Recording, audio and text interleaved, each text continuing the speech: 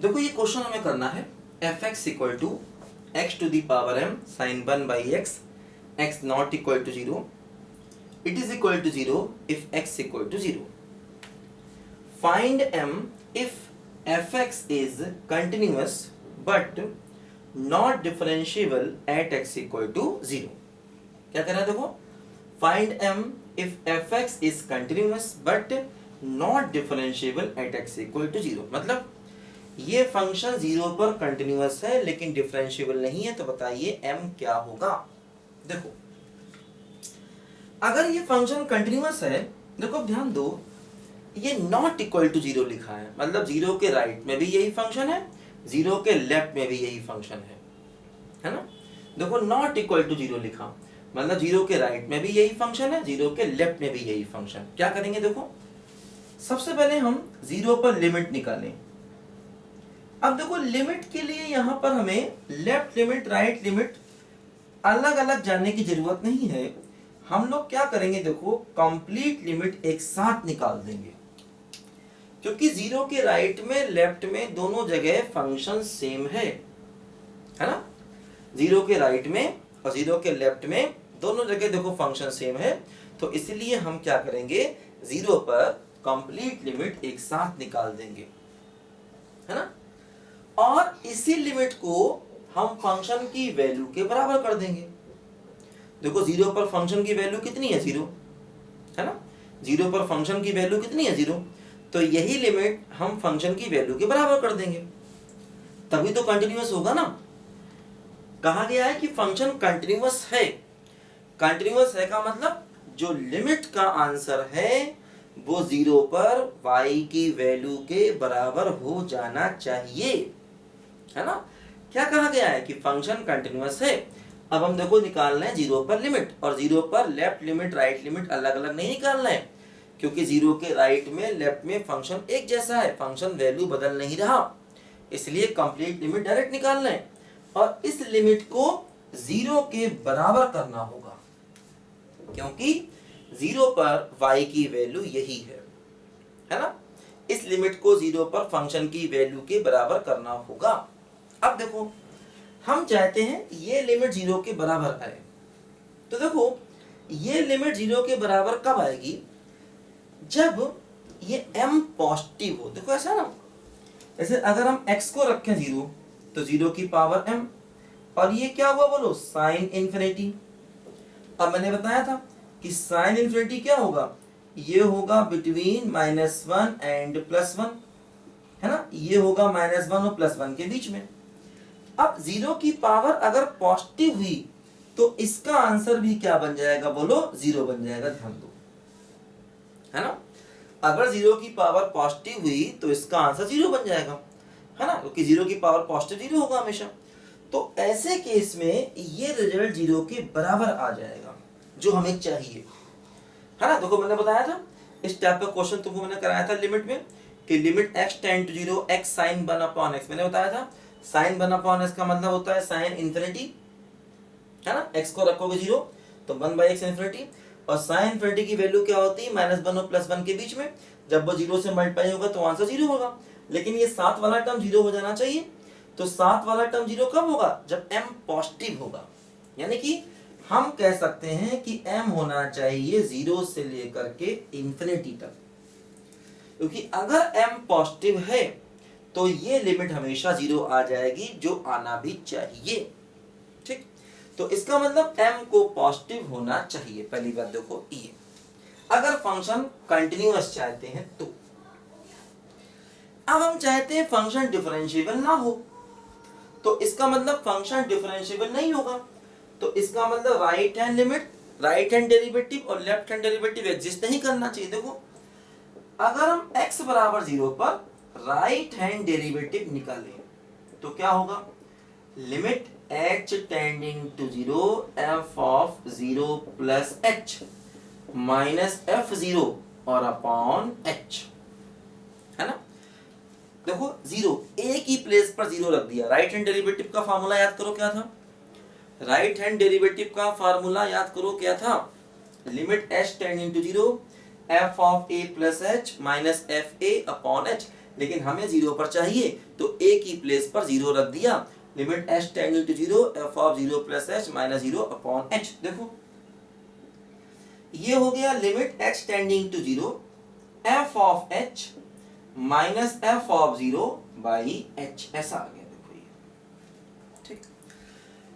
अब देखो fh की वैल्यू क्या होगा, देखो fh की देखो वैल्यू यहां से रखी जाएगी, क्या आएगा, लिमिट h टेंडिंग टू 0, देखो fh ये h की power m sine 1 by h, और देखो f0 की वैल्यू कितनी है बोलो, 0 है, ध्यान दो, और अपॉन h है ना। तो देखो fh का मतलब देखो ये h की power m sine 1 by h, इसकी देखो वैल्यू यहां रखी, और f0 की वैल्यू कितनी दी गई, 0। ठीक, अब देखो h की एक पावर कम हो जाएगी, तो बच जाएगा h की power m minus 1 sine 1 by h, है ना। h की पावर m है अपॉन h, एक पावर कम हो गई, m माइनस 1 आ गया। देखो ध्यान दो, अब हम चाहेंगे कि ये लिमिट एग्जिस्ट ना करे, है ना। देखो एक्चुअली यहां पर है क्या, नॉट इक्वल टू 0 है, तो अगर आप राइट हैंड डेरिवेटिव निकालोगे तब भी वो यही आएगा, और जब आप लेफ्ट हैंड डेरिवेटिव निकालोगे देखो तब भी वो यही आएगा, है ना। हम चाहेंगे कि ये राइट हैंड डेरिवेटिव और लेफ्ट हैंड डेरिवेटिव एग्जिस्ट ना करें, है ना। देखो ध्यान दो, हमने राइट हैंड डेरिवेटिव निकाला क्योंकि हम चाहते हैं फंक्शन डिफरेंशिएबल ना हो, तो हमने क्या किया, देखो राइट हैंड डेरिवेटिव निकाला। ठीक, अब देखो यहां पर क्या होगा कि ये लिमिट है ना, ये लिमिट एग्जिस्ट नहीं करेगी अगर ये पावर 0 हो जाए या नेगेटिव हो जाए, क्योंकि देखो ये तो हो गया साइन इंफिनिटी का मतलब -1 और +1 के बीच में। ठीक, अब हम चाहेंगे कि ये लिमिट एग्जिस्ट ना करे, तो ऐसा कब होगा, ऐसा तब होगा जब ये पावर नेगेटिव हो या ये 0 हो। जैसे अगर ये पावर 0 हुई तो टर्म ही खत्म हो जाएगा, और ये टर्म खत्म हो गया तब भी साइन की वैल्यू, तब भी ये लिमिट डज नॉट एग्जिस्ट आएगी। सर पढ़ा था ना हम लोगों ने, limit x tending to 0 sine 1 by x, अगर साइन 1 बाई x अकेला भी होता है तब भी हम x टेंडिंग टू 0 पर उसे डज नॉट एग्जिस्ट मानते हैं, ये मैंने बताया था आपको लिमिट में। ठीक, तो अगर ये टर्म हट गया, कब हट जाएगा, जब पावर 0 हो जाएगी, है ना।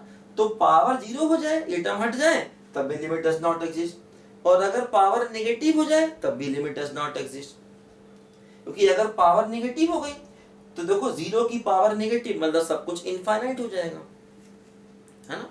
अगर ये पावर नेगेटिव हो गई, h टेंडिंग टू 0 है, तो 0 की पावर नेगेटिव, सब कुछ इनफाइनाइट, मतलब हम चाहेंगे कि m-1 लेसर इक्वल टू 0 हो, है ना। हम चाहेंगे कि m-1 लेसर इक्वल टू 0 हो, मतलब ये पावर नेगेटिव हो या 0 हो, तो ऐसे केस में लिमिट एग्जिस्ट नहीं करेगी। ठीक, तो m लेसर इक्वल टू 1, तो अगर हम m लेसर इक्वल टू 1 करेंगे तो राइट हैंड डेरिवेटिव एग्जिस्ट नहीं करेगा। अब हमें इन दोनों का इंटरसेक्शन चाहिए होगा, ये कहता है m पॉजिटिव हो, ये कहता है m 1 से छोटा हो, तो फाइनल आंसर क्या हुआ, 0 और 1 के बीच में। ये हमारे क्वेश्चन का देखो फाइनल आंसर आ गया, मतलब अगर m ऐसा होगा तो ये फंक्शन कंटिन्यूअस तो होगा और डिफरेंशिएबल नहीं होगा। देखो जैसे हो सकता है हमारे दिमाग में एक पॉइंट आ रहा हो कि यार लेफ्ट हैंड डेरिवेटिव बिना निकाले कैसे देख लिया।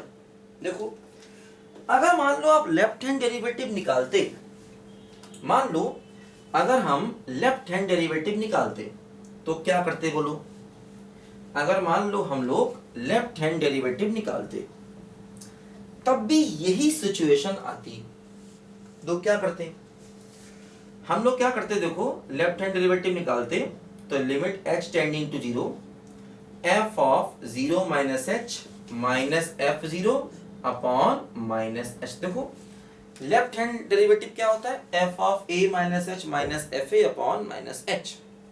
ठीक, देखो ये से लिखते h tending to 0 f of minus h minus f0 की देखो वैल्यू 0 है अपॉन माइनस h। देखो ये हो जाता है limit h tending to 0 f of minus H, देखो यहां से निकालो माइनस एच की पावर m और साइन -1/h और माइनस एच, ठीक है ना, साइन -1/h और अपॉन h। देखो f of minus f of zero की देखो वैल्यू 0 है, यहां रख दी पहले, है ना, f0 की वैल्यू 0 है।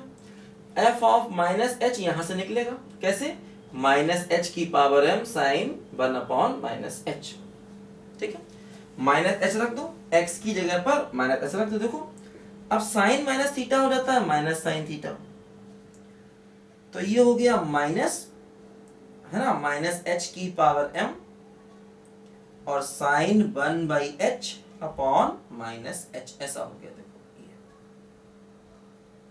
ठीक।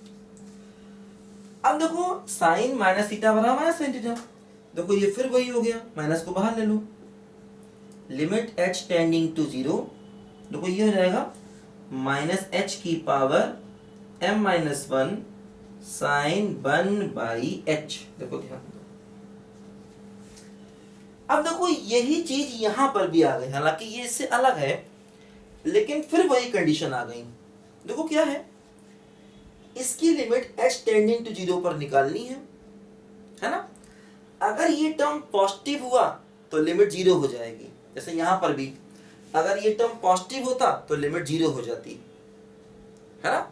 h टेंडिंग टू 0 पर अगर पावर पॉजिटिव होगी तो लिमिट 0 हो जाएगी, और यहां पर भी अगर पावर पॉजिटिव होगी तो लिमिट 0 हो जाएगी, है ना। और दोनों लिमिट 0 हो गई मतलब डिफरेंशिएबल हो गया। अगर ये भी लिमिट 0 हो जाती और ये भी लिमिट 0, और लिमिट 0 कब होगी, जब ये पॉजिटिव होगा। यहां पर भी देखो ये पूरी लिमिट 0 कब होगी, जब ये पावर पॉजिटिव होगी। तो हम फिर चाहेंगे कि ये पावर पॉजिटिव ना हो, ये पावर या तो 0 हो या नेगेटिव हो। तो देखो यहां से भी वही बात हमको मिलेगी। तो अगर हम लेफ्ट हैंड डेरिवेटिव निकाल भी लेंगे तो कुछ फर्क नहीं पड़ने वाला, कुल मिला के वही आया, क्योंकि हम चाहेंगे ये पावर या तो 0 हो या नेगेटिव हो, जिससे ये लिमिट एग्जिस्ट ना करे। क्योंकि अगर ये पावर पॉजिटिव हुई तो लिमिट एग्जिस्ट कर जाएगी और लिमिट की वैल्यू 0 हो जाएगी, जो हम नहीं चाहेंगे। क्योंकि यहां पर भी लिमिट 0 हो जाएगा, यहां पर भी 0, दोनों डेरिवेटिव बराबर आ जाएंगे, वो फंक्शन डिफरेंशिएबल हो जाएगा, जो हमें करना नहीं है। हमें क्या करना है, फंक्शन नॉट डिफरेंशिएबल। इसलिए हमने इसको भी निगेटिव किया और इसको निगेटिव करेंगे तब भी यही बात आएगी। तो कुल मिला के जो हमने m का आंसर निकाला था वो बिल्कुल सही आंसर है। लिखो सब अच्छे ध्यान से इसको।